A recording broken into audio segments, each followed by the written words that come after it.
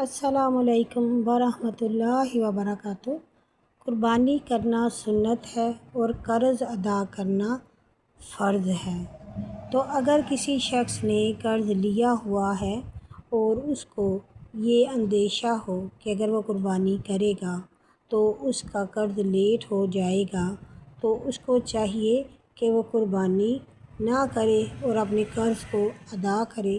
لیکن اگر اسے یہ لگے کہ قرض دار جو قرض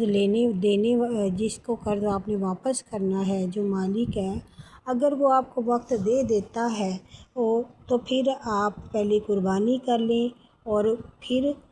قرض ادا کریں۔ قربانی کرنا سنت ہے،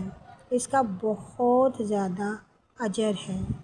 اکثر جگہوں پہ کہا گیا کہ قربانی کا جو جانور ہوگا وہ پل صراط سے گزارے گا۔ تو اگر کسی نے زیادہ قربانیاں کی ہوں گی تو جو بہترین جانور ہوگا اس پر سے وہ پل صراط سے گزرے گا۔ لیکن اس میں اور بہت سے مسائل موجود ہیں، جیسے کہ قربانی اگر بندہ جو گھر کا سربراہ ہے اس کے پاس اتنے پیسے ہیں کہ صرف ایک کی طرف سے قربانی ہو سکتی ہے، تو اگر وہ یہ سوچے کہ چلو میں قربانی نہیں کرتا، میں اپنی بیوی کی طرف سے کر دیتا ہوں یا اپنے بچے کی طرف سے کر دیتا ہوں، تو یہ کرنا بھی درست نہیں ہے، کیونکہ سربراہ کی طرف سے جب قربانی ہو جاتی ہے تو وہ آپ صلی اللہ علیہ وسلم نے بتایا کہ وہ اس کے پورے اہل خانہ کی طرف سے ہو گئی۔ لیکن اگر ایک ہی جانور کی استطاعت ہو تو پھر مالک کو اپنی طرف سے کرنی چاہیے، سربراہ کو اپنی طرف سے کرنی چاہیے۔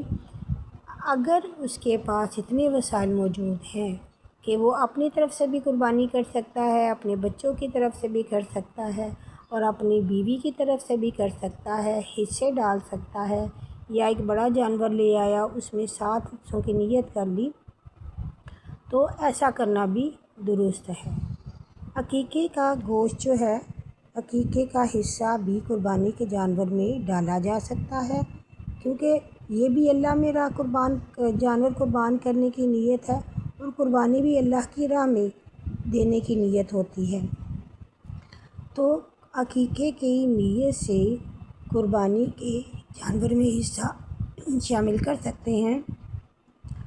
مگر مستحب عمل یہی ہے کہ عقیقہ 7ویں دن کیا جائے اور پھر بچے کے بال منڈوائے جائیں۔ لیکن اگر کسی نے اس وقت ایسا نہیں کیا تو کہا جاتا ہے کہ بچہ اپنے عقیقے کے عوض رہن ہوتا ہے، تو اگر بچے کے پیدائش کی خوشی میں اللہ کے شکرانے کے طور پر عقیقہ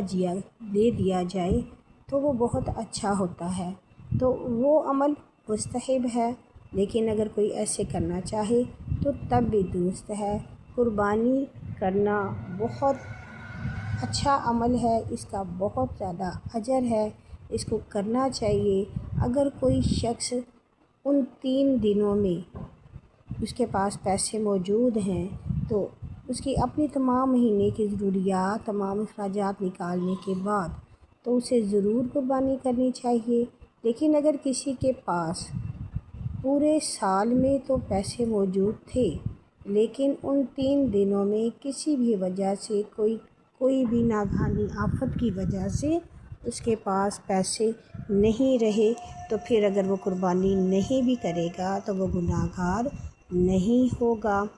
اور اگر کسی کو یہ لگے کہ وہ قرض اٹھا کر قربانی کر سکتا ہے اور بعد میں وہ اس کو آسانی سے وقت پر واپس کر سکتا ہے،